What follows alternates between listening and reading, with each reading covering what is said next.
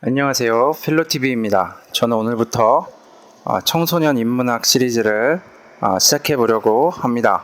그래서 조금은 편한 자세와 또 말투로 진행을 해 보려고 해요.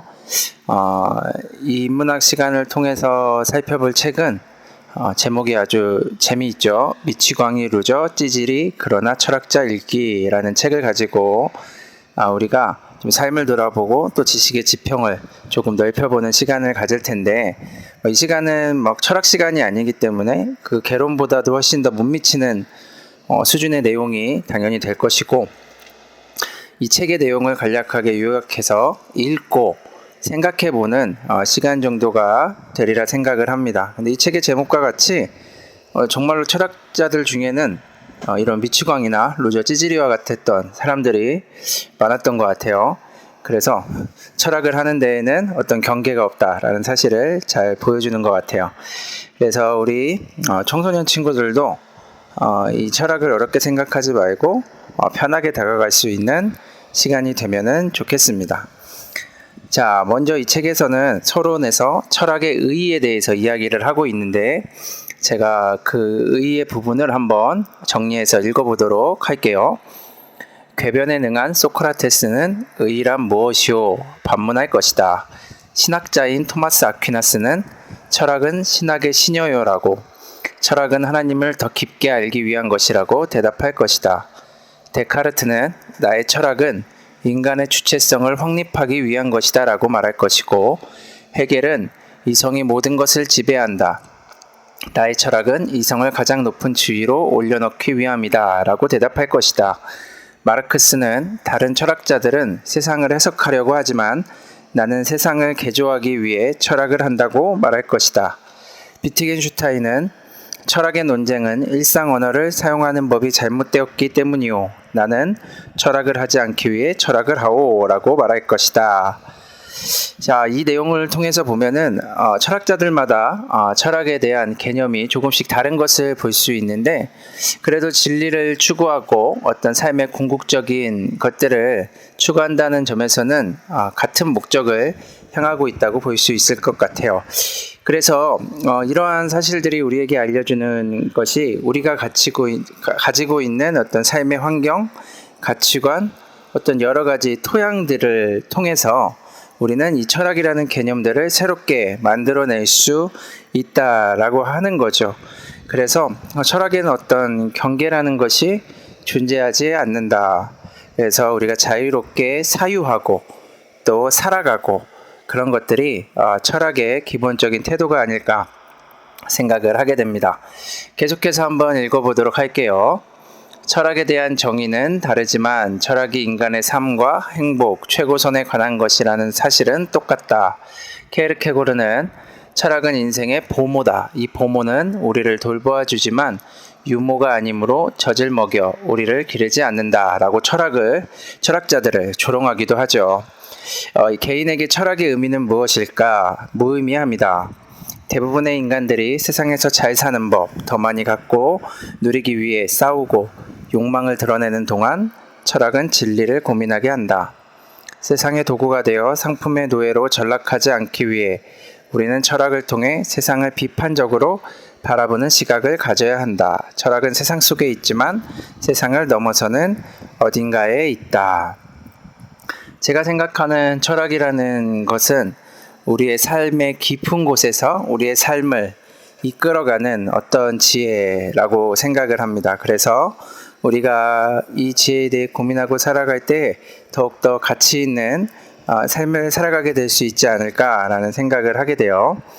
이 책은 이제 12명의 철학자들을 소개합니다. 이 철학자들을 통해서 우리가 삶에 대해 조금이라도 더 관심을 가질 수 있으면 좋을 것 같습니다. 그래서 저자는 이런 관심 있는 철학자들에 대해서는 원서를 꼭 읽어보라고 권합니다. 예를 들면 헤겔이면은 독일어 원서가 있을 텐데, 그보다는 이제 번역된 책으로도 보면 좋겠죠. 그리고 우리가 바로 살펴보게 될 칸트 역시 독일어로 원서가 있는데, 하지만 우리가 원서를 읽기는 당연히 어렵기 때문에 그래도 원전을 한번 읽어볼 수 있는 그런 대담한 용기를 가지면 좋을 것 같아요. 그래서 이제 우리가 첫 번째 시간인 칸트에 대한 내용으로 한번 들어가 보도록 하겠습니다. 그래서 이러한 별명을 붙여준 것 같아요.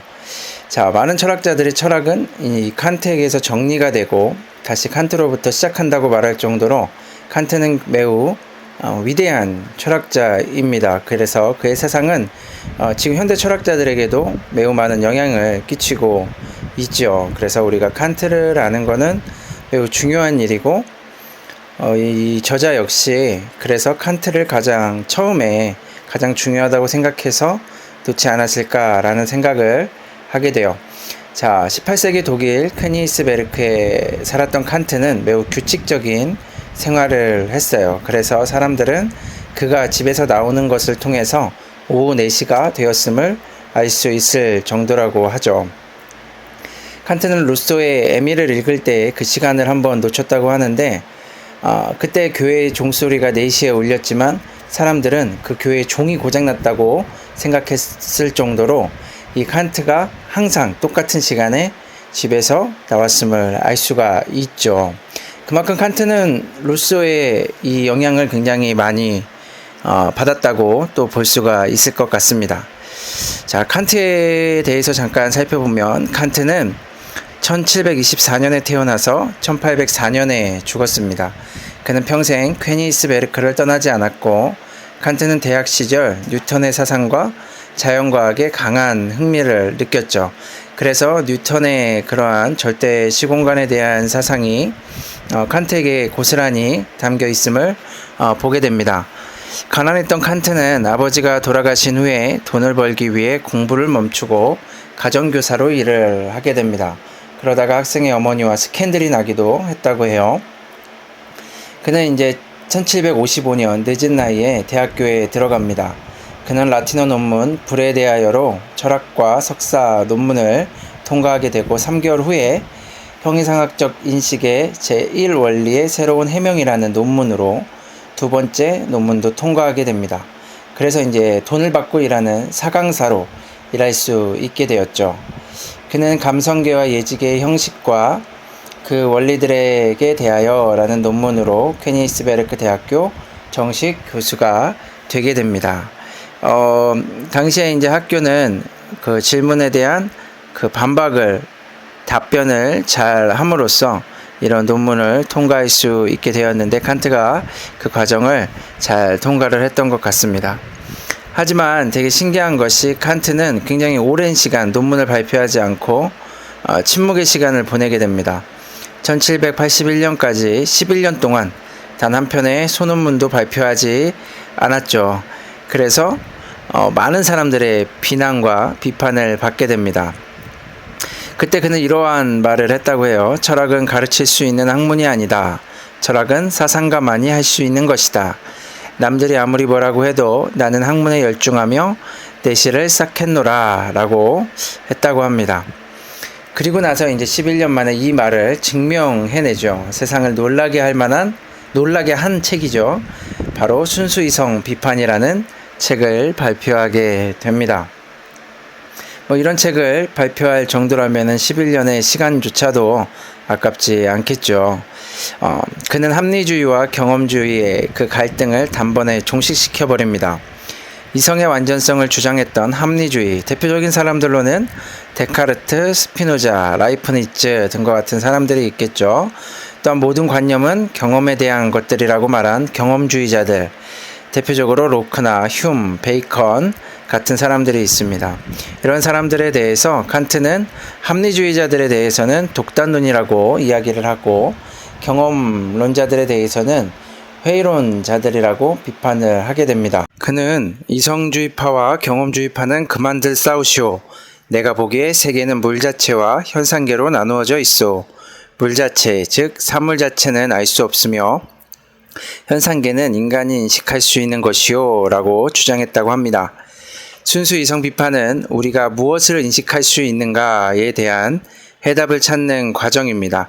칸트는 몇 가지 질문을 하죠. 우리가 무엇을 인식할 수 있는가, 또 우리가 무엇을 해야 하는가, 무엇을 소망할 수 있는가, 또 인간이란 무엇인가 라는 질문을 던지고 이에 대한 답변을 비판서들을 통해서 하게 됩니다. 칸트는 이성을 이론 이성과 실천 이성으로 구분을 합니다. 순수 이성이란 이론 이성을 의미하고 모든 경험에서 독립된 이성이고 이성의 유한한 범주를 통해 인식하는 것을 의미합니다. 그래서 이성의 어떤 한계를 딱 설정해내는 것이 바로 이 순수 이성 비판의 한 목적이라고 할 수 있습니다.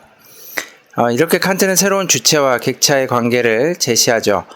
인간은 자신이 포착한 현상만을 인식한다는 거죠. 즉 사과가 있으면 우리가 그 사과 자체에 대해서는 알 수가 없고 그 사과가 나에게 어떤 인상으로서 현상으로서 다가오겠죠. 그리고 그것을 포착한 현상만을 인식을 하고 이제 인간이 자신 안에 있는 그런 범주들을 통해서 개념을 만들어내는 과정을 설명을 합니다. 그래서 대상 자체, 사과 자체는 인식할 수 없다라고 말을 하죠. 그래서 인간은 자신이 가진 능력에 따라서 개념을 형성하고 세계관을 만들어낸다고 이야기합니다. 칸트는 이렇게 이성의 범주를 정하고 이성이 만들어내는 지식의 객관성을 인정합니다.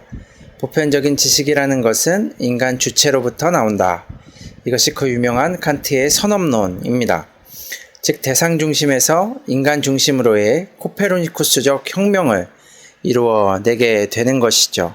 즉 당시까지 팽배했던 그런 이론을 완전히 뒤집어버리는 일을 행하게 되고 이것은 굉장히 혁명적인 일이라는 하나의 표현이라고 볼 수가 있습니다.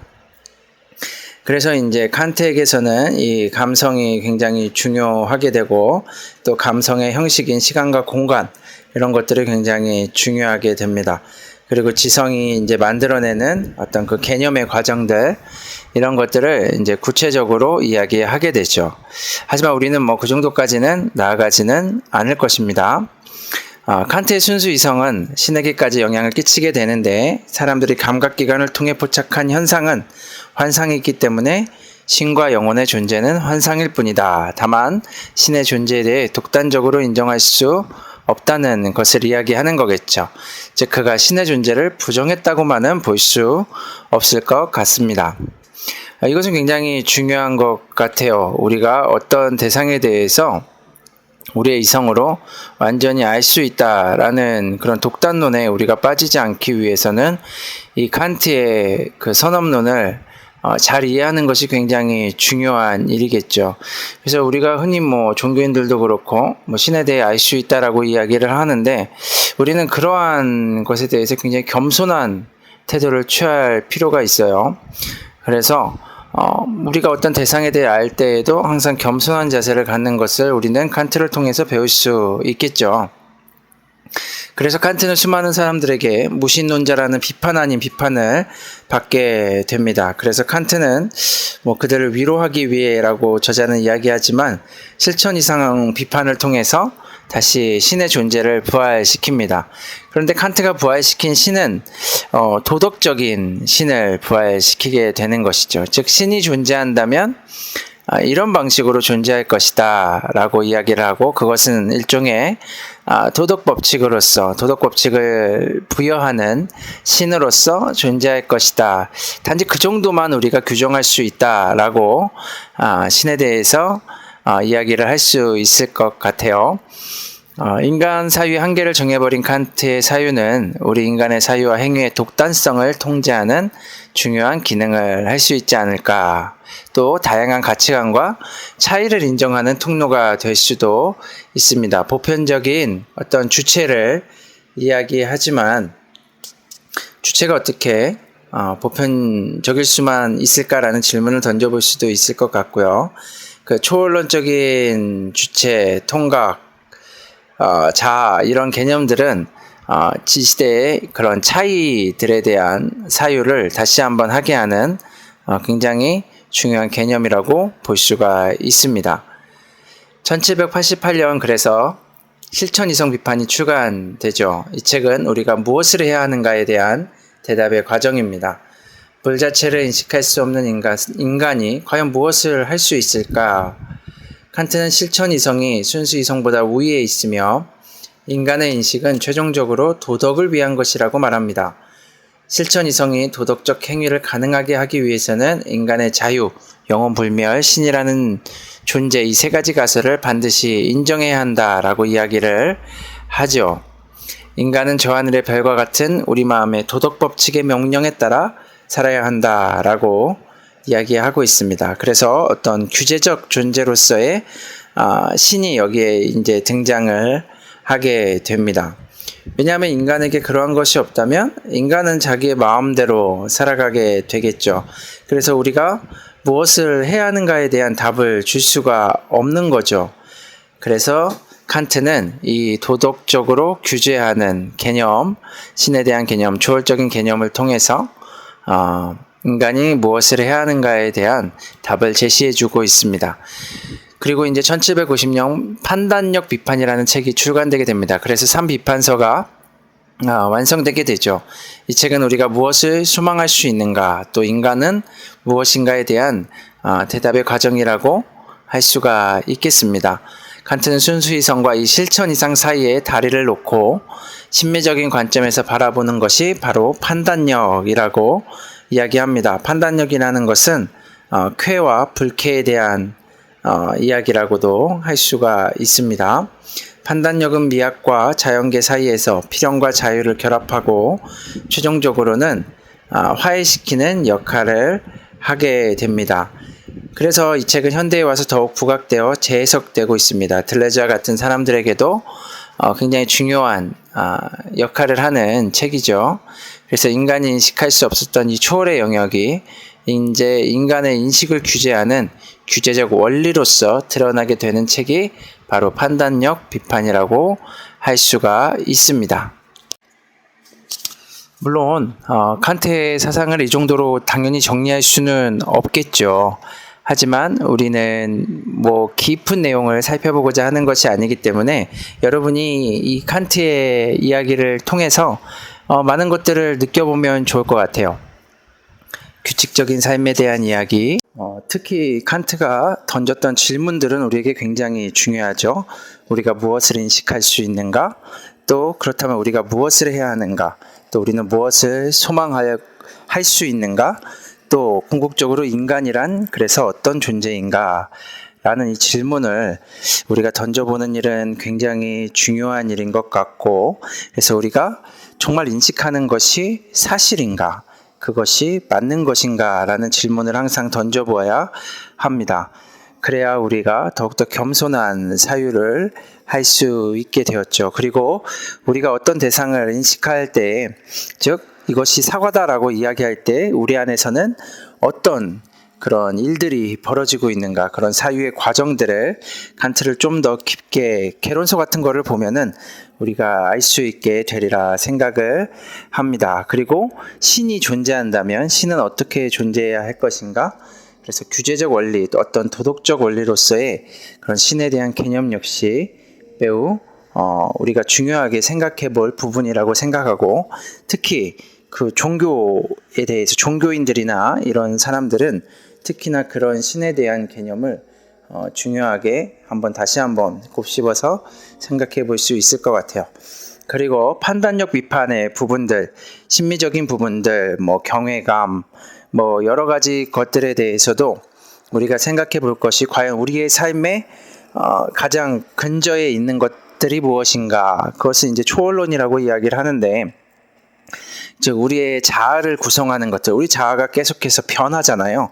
그래서 우리의 자아가 이 변화하는 어떤 것 안에 존재하게 되고 우리의 자아는 계속해서 발생을 하게 되는데, 과연 우리가 그러한 어떤 토양들을 가지고 있는지, 터전들이 있는지에 대해서도 살펴보는 것. 나의 삶의 경험 속에서 결국은 내가 나오는 것이겠죠. 그래서 나의 삶의 경험들에는 어떤 것들이 있는가, 지금의 나를 만들어내고 있는 것들은 어떤 것들인가 라는 것을 깊게 고민해 볼 수 있는 책이 바로 이 3비판서인 것 같아요. 물론 우리가 이것들을 다 읽는 것은 매우 어렵죠.